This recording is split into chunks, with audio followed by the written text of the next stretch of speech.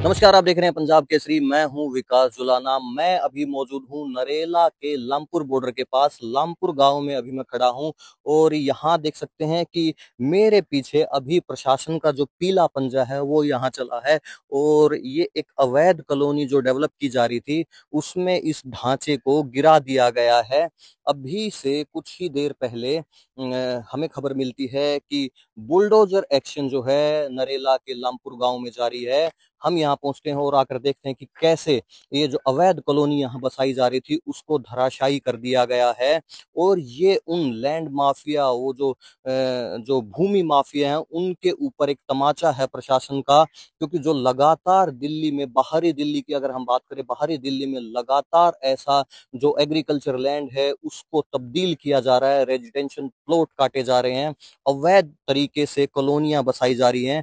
ये जो लैंड है ये भी पहले ऐसे एक बाग होती थी, बेर का ये बाग थी। मेरे पीछे आप ये देख सकते हैं जो पेड़ कटा हुआ पड़ा है। ऐसे ही वहां सिर्फ दो पेड़ों को, आधे आधे दो पेड़ बचे हैं, सिर्फ उन दो पेड़ों को छोड़कर पूरे बाग को काट दिया गया है। क्योंकि ये जो प्लॉटिंग हो रही थी उसमें अड़चन पैदा कर रहा था ये बाग, इसलिए इसको काट दिया है। जहां जब लगातार दिल्ली में इस मौके पर कि एक्यूआई लगातार बढ़ता जा रहा है, ये जो लैंड माफिया है वो यहाँ धड़ल्ले से ऑपरेट कर रहे हैं। लगातार बाहरी दिल्ली में पेड़ों को काटा जा रहा है और कोई परवाह नहीं कर रहा है। इसके अलावा हम आपको बता दें कि जो मिट्टी, जो यहाँ आप एक लंबी कतार में देख सकते हैं कि यहाँ से लेकर और वहां तक एक मिट्टी का आपको अंबार मिलेगा।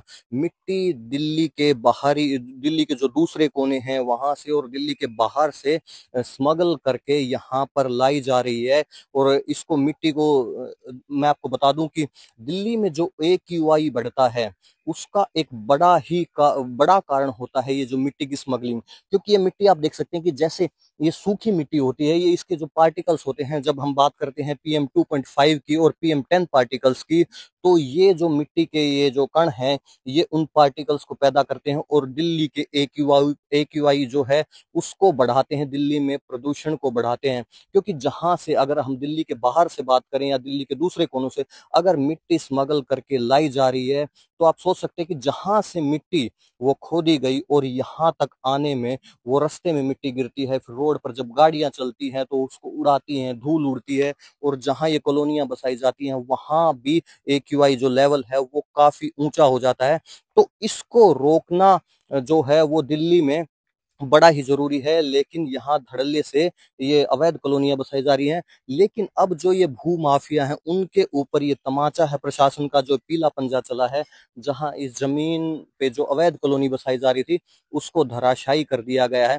इसके अलावा जो दिल्ली में अव्यवस्था फैलती है उसमें भी इन अवैध कॉलोनियों का बड़ा ही महत्वपूर्ण रोल रहता है। क्योंकि ये जो कॉलोनियां बसाई जाती हैं इनमें वो जो बेसिक सुविधाएं हैं, बेसिक एमिनिटीज हैं, वो प्रोवाइड नहीं करी जाती और ऐसे ही अनप्लान्ड तरीके से इनको डेवलप कर दिया जाता है, जो कि दिल्ली में पूरी तरह से गैर कानूनी है। लेकिन ये जो लोकल प्रशासन है उसकी मदद से ये काम धड़ल्ले से दिल्ली में चलता है। लेकिन आज हमें ये एक बड़ा एक्शन देखने को मिला है, जहां लामपुर की ये जो कॉलोनी है उसमें जो बसाई जा रही थी, कुछ 4-5 प्रॉपर्टी डीलर मिलकर इसको बसा रहे थे, उसके ऊपर ये तमाचा है। और ये प्रशासन का मैसेज है कि ऐसी कॉलोनी दिल्ली में और बाहरी दिल्ली में अब बसाना नामुमकिन है, मुश्किल है।